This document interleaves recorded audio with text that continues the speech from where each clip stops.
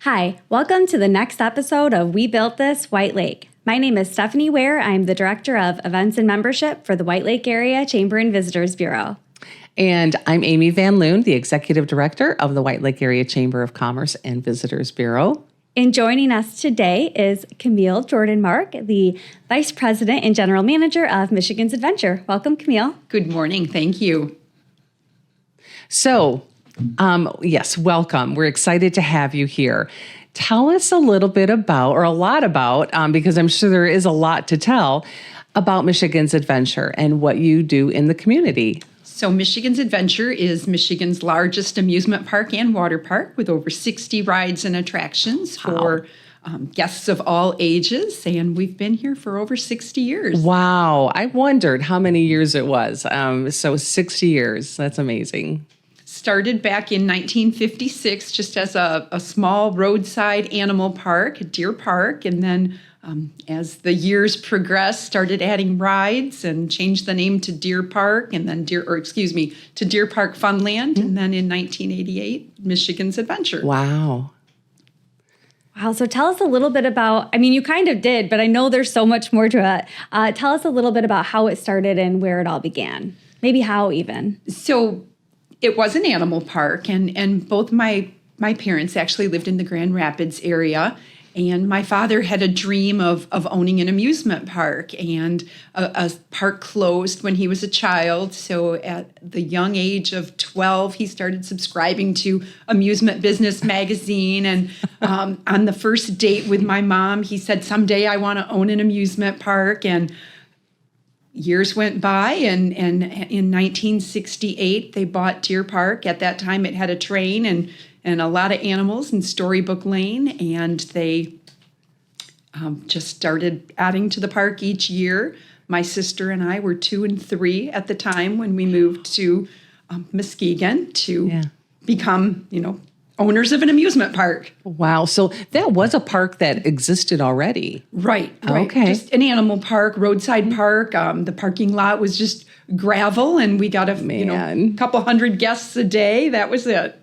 Awesome. That's amazing. So how old were you when you got your first job there? So when I was 6, I started in the duck pond, which I worked in by myself. But when I was 5, my sister and I sold deer food together, and we argued too much about who was going to fill the cones and who was going to collect the money. So at only 6 years old, my parents built a duck pond game, and I had a dog that I brought to work with me every day. Aww. And learned some valuable lessons very young. I remember my father one time took my cash box when I was not paying attention and hid it, and I had to tell my dad that somebody stole the money, and then of course he admitted that he was trying to teach me a lesson. So learned some of those valuable lessons very, very young. And it still sticks with you yet today. Right? Absolutely. Yeah. So we tell everybody, don't ever, of course, now we're cashless, so we don't have to worry about cash, but we used to say, never walk away from your till. Wow. So, with that history, it evolved, and it grew, and it grew, and it grew. So it became Michigan's Adventure. And then when did it turn from Michigan's Adventure and being under... Was it independent ownership at that time, or was that corporate? So in 1988, we added the Wolverine Wildcat roller coaster. Okay. And at that time, we had no animals left in the park, yet we were still Deer Park Funland. So we decided to change the name and just continued to grow then, as an amusement park. And then in 1990, we added the water park. Wow. And at that point, my parents were still living in the park. So the amusement park was on one side of the house and the water park on the other, with the walkway that goes along the lake, just literally right in my parents' backyard.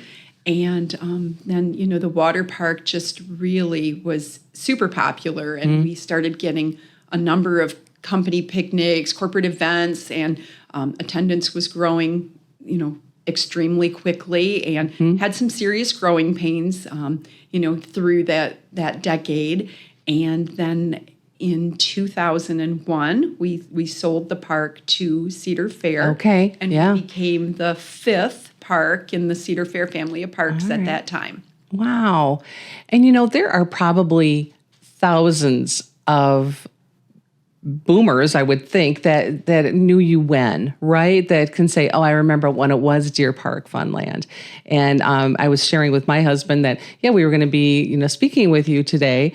And whenever you mentioned Michigan's Adventure, it seems like there's someone that has a story, that has I remember when, or, oh, that is, this happened, or I remember this. And it is such a strong memory for so many people in our community. And not only just here in Muskegon County, but people traveled, hundreds of miles to come see your park or come visit your park.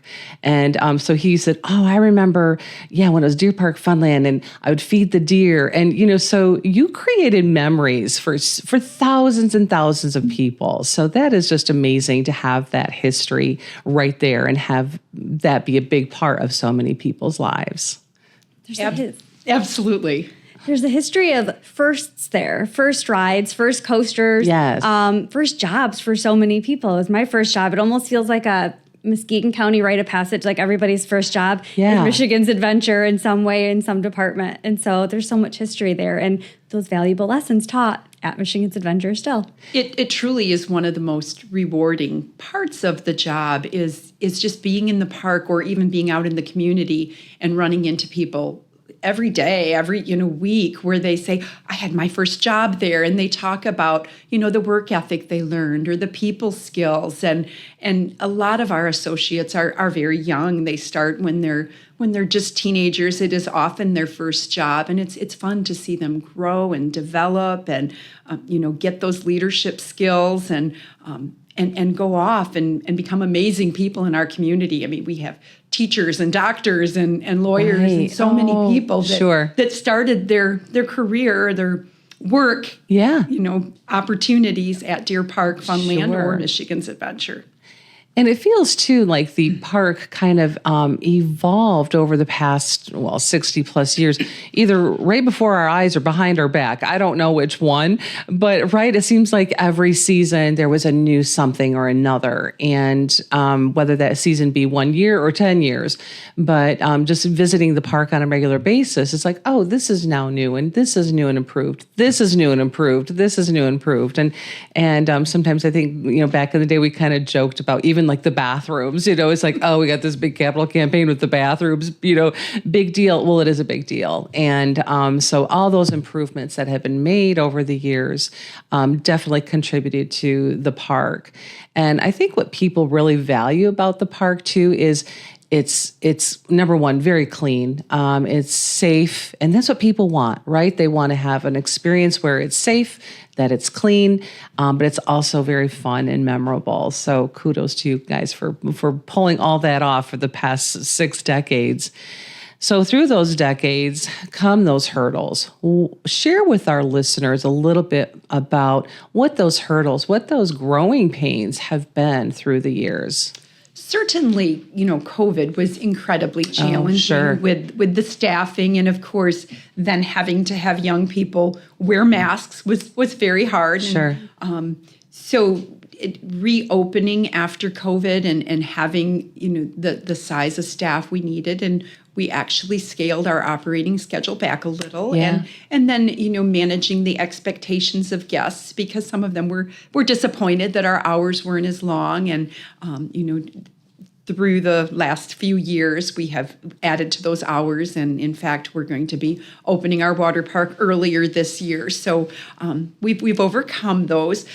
Another challenge every year is just the seasonality of the business. We have amazing associates, and some of them come back year after year, but we hire over 1,000 each summer. So even if we get 200 or 300 back, that means we're hiring 600, 700, 800 new associates every year that we need to bring in and train. And the spring is a challenging time because there's just so much to do, and we're weather dependent, and we're trying to get the landscaping done and get the flowers planted and trying to have the park look beautiful before opening day, but we're worried about it freezing at night or not being able to paint because it's raining. And then, it's beautiful and sunny on opening weekend, and everything needs to be done. But with that challenge also is the opportunity to reset every year and to, evaluate our guest surveys and what we want to do to improve and the feedback that we've received